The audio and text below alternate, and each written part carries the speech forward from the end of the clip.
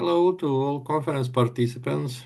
Today I would like to present some results of our joint research with my colleague Angela FILIP with the topic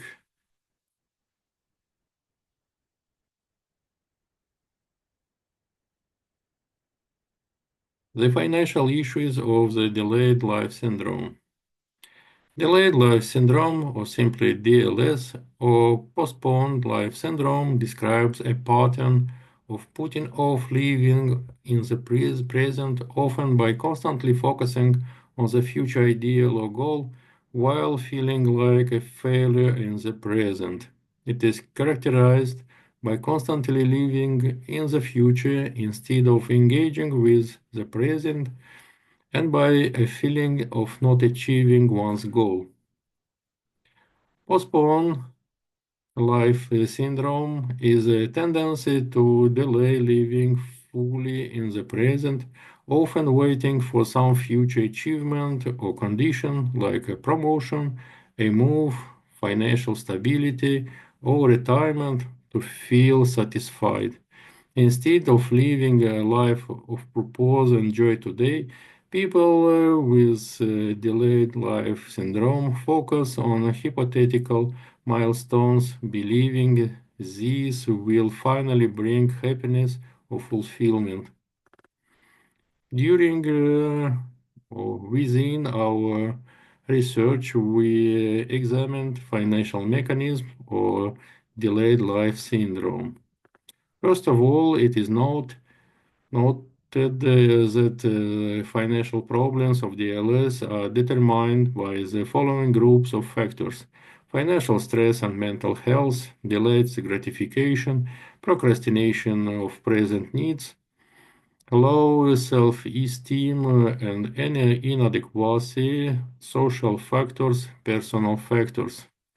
DLS generates a complex of problems, the most important being the following: missed career and financial opportunities, increased financial stress, the psychological impact of DLS. DLS has a number of influences of a financial nature: reduced productivity and earnings, financial strain and debt, mismanagement of present finances, consequences on an overly future-focused mindset. Based on the recommendation of most experts, the general conclusion can be made that DLS can be overcome with three basic ways: respecting financial discipline, financial self-education, seeking advice from specialists. The realization of these behavior vectors is presented as follows. Reviewing personal finances, first, individuals are advised to evaluate and track their spending. They need to understand that their money is being used for and how rational their purchases are.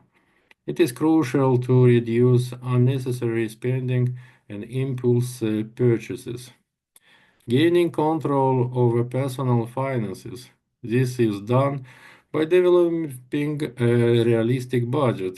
It is necessary to balance income and expenses. Likewise, it is necessary to reduce unnecessary expenses to free up funds to creating savings and reducing debt. Establishing clear and achievable financial goals. It is beneficial to develop financial goals such as building an emergency fund or paying off debt, as they provide direction and motivation. Increase income. It is advisable to look for ways to increase income by exploring opportunities to earn additional money through side activities or by selling unused items to accelerate savings. Addressing existing debts. It is necessary to focus on repaying the debt with the highest interest rate first. If the difficulties arise, it is recommended to contact the creditors to try to establish a repayment plan. Building a financial safety net. Consider creating an emergency fund to setting aside money to cover 3-6 months of living expenses to deal with unforeseen costs. At the same time, it is necessary to avoid accumulating new debt. Automation and systematization. It is advisable to set up automatic transfers to savings and investments accounts as soon as funds are obtained. There is a need to prioritize saving, ensuring that money is set aside for the individual's goal. Seeking support and adjusting your mindset. It can be beneficial to talk to a financial coach or other supportive individuals to gain perspective and guidance on your personal financial situation. It is also advisable to acknowledge your personal financial progress and achievements to create a positive mindset. Thank you for your attention.